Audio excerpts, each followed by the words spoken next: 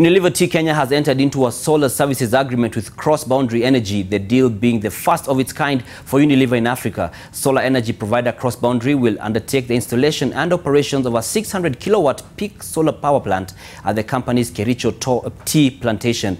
The power plant is expected to be operational in the next 4 months. The solar power system is being financed by Crossboundary Energy through a 15-year solar services agreement. Unilever Tea is expected to make substantial savings on its current power costs and reduce its carbon emissions footprint.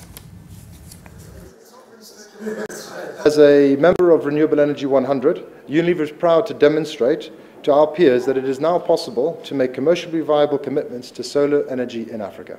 We're excited about the project. It's going to be quite a large installation, a 600 kilowatt peak system, which will bring Unilever's renewable energy penetration to around 90% at peak periods.